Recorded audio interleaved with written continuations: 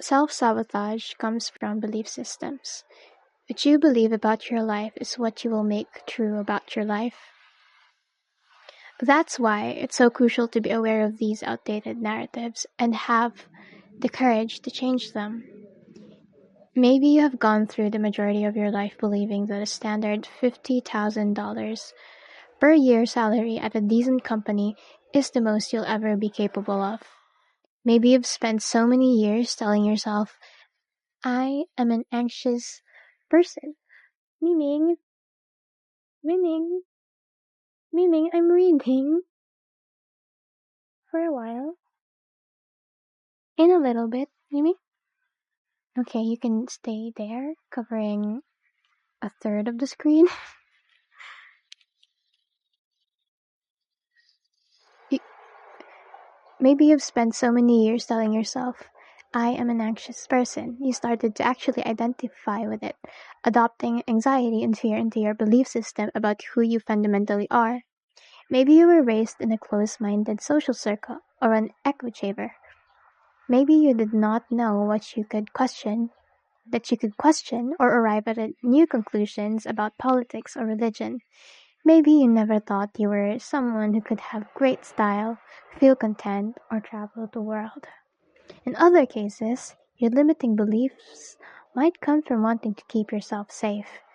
Maybe that's why you prefer the comfort of what you've known to the vulnerability of what you don't. Why you prefer apathy to excitement. Think that suffering makes you more worthy, or believe that for every good thing in life, there must also be an accompanying bad. To truly heal, you are going to have to change the way you think. You are going to have to become very conscious of negative and false beliefs and start shifting to a mindset that actually serves you. How to get out of denial. Maybe this preliminary information about self-sabotage resonates a bit, or maybe it resonates a lot. Maybe just a bit. I don't know. Either way, if you are here because you truly want to change your life, you're going to have to stop being in denial about your personal state of affairs. You're going to have to get real with yourself. You're going to have to decide that you love yourself too much to stop settling for less than what you really deserve.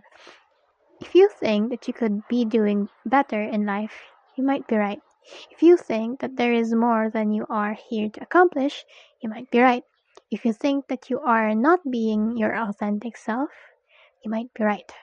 It does not serve us to use endless affirmations to placate our true feelings about where we are in our journey. Placate or placate?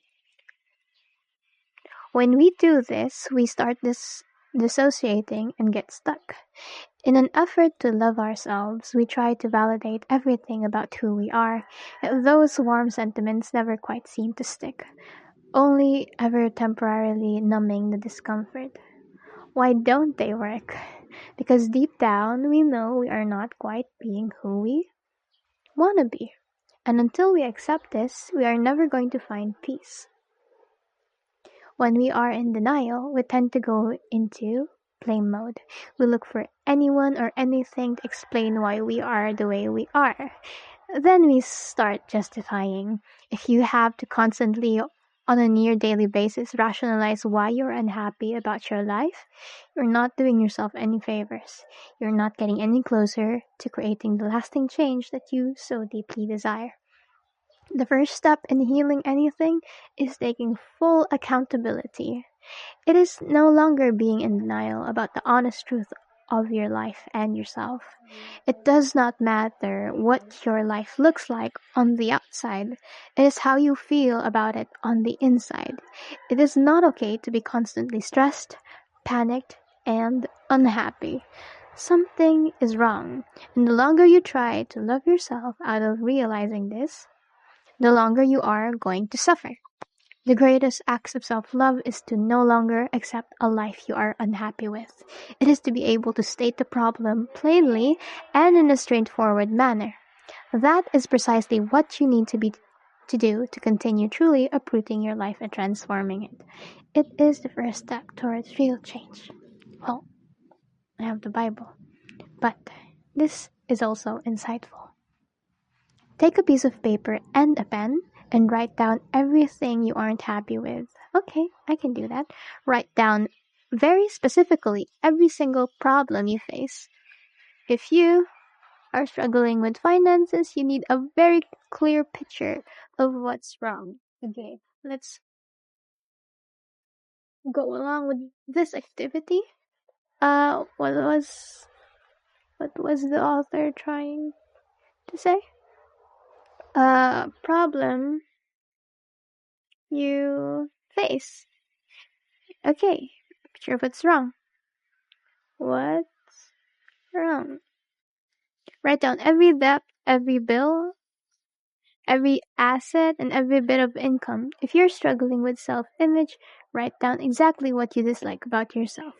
If it's anxiety, write down everything that bothers or upsets you. You must first and foremost get out of denial and into clarity about what's really wrong. At this point, you have a choice.